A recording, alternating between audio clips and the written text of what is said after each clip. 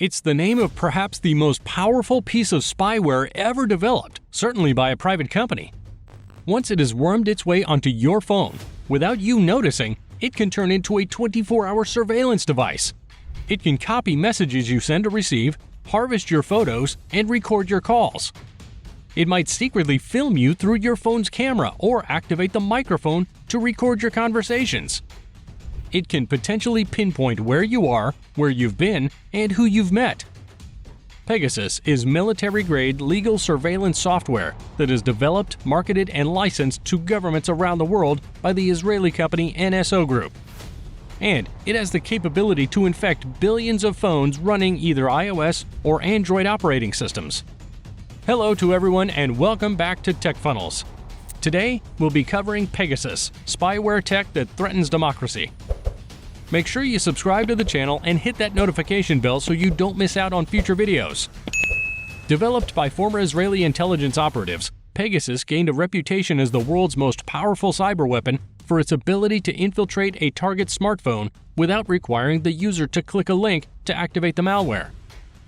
Once installed, Pegasus can harvest more or less any information or extract any file. SMS messages, address books, call history, calendars, emails, and internet browsing histories can all be collected undetected. Worse, the software exploits undiscovered vulnerabilities, meaning even the most security-conscious mobile phone user cannot prevent an attack. Since 2011, NSO has licensed Pegasus to foreign law enforcement and intelligence agencies as a means to combat terrorism, drug trafficking, and other major crimes.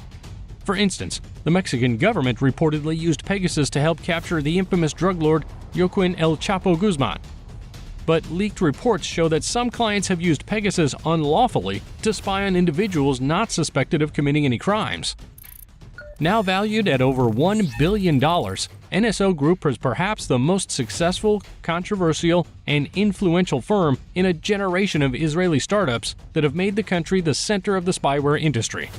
And the spyware they export has been used in at least 45 countries to infect the phones of politicians, human rights activists, and journalists worldwide. The big dirty secret is that governments are buying this stuff, not just authoritarian governments, but all types of governments. NSO has been implicated by various reports and lawsuits in many hacks, including a reported hack of Amazon founder Jeff Bezos in 2018. And in 2021, a leaked list of 50,000 phone numbers were reportedly entered into a Pegasus database, the majority of those numbers being concentrated in 10 countries: Azerbaijan, Bahrain, Hungary, India, Kazakhstan, Mexico, Morocco, Rwanda, Saudi Arabia, and the United Arab Emirates, all of which have been NSO clients at some point and have histories of spying on their citizens. Hundreds of these phone numbers were linked to politicians, government officials, business executives, journalists, and activists, including 10 prime ministers, 3 presidents, and even a king.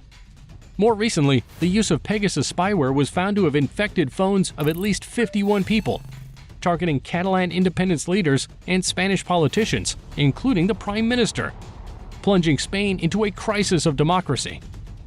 There is no doubt that Pegasus is being used to collect information on key individuals in both business and government to influence policy. In India, 5 journalists and 1 advisor to the opposition party critical of Prime Minister Narendra Modi were found with infected phones. And even in Israel, the police have been using Pegasus to spy on dozens of its own citizens, including senior government officials and protesters rallying up against former Prime Minister Benjamin Netanyahu. It's alleged the Israel government is proactively using the spyware as a diplomatic bargaining chip in pursuit of various foreign policy objectives, offering Pegasus and similar cyber tools to countries as an incentive for stronger ties or concessions. For example, nearly every country that signed the 2020 Abraham Accords to normalize ties with Israel received Pegasus. Commercial spyware has grown into an industry estimated to be worth $12 billion, but is largely unregulated and increasingly controversial. Pegasus is the latest example of how vulnerable we are to digital prying. Our phones store our most personal information, including photos, text messages, and emails. This cyber weapon can reveal directly what's going on in our lives, bypassing the encryption that protects data sent over the internet and there is no known defense against it. It is so dangerous that the US has blacklisted the NSO group for selling its Pegasus software to governments that use it to abuse human rights and political freedoms.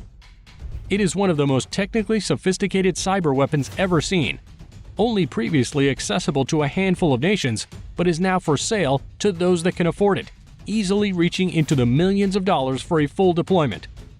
And if a governmental agency or country can afford to spend millions, potentially tens of millions, or even hundreds of millions of dollars on their offensive programs, it is very unlikely that a target will be able to avoid getting infected.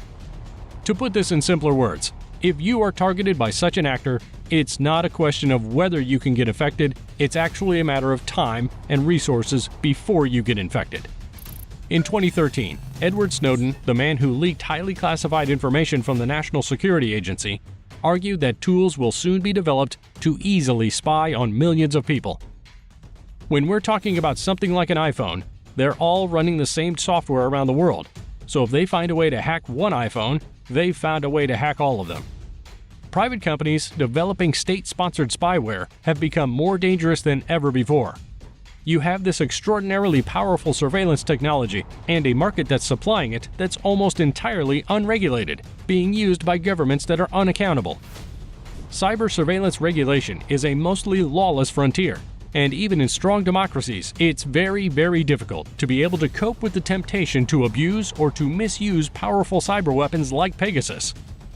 Some countries, including Germany and the United Kingdom, have laws dictating the circumstances in which agencies can covertly extract data from devices, but Israel and many others don't. Assuming you're not a journalist working on sensitive stories, a world leader, or in some position that could threaten government powers, the odds are that someone hasn't spent millions of dollars to target you with Pegasus. That said, it's obviously concerning that these types of attacks are possible, and that they could potentially fall into the hands of hackers looking to target a much broader range of people.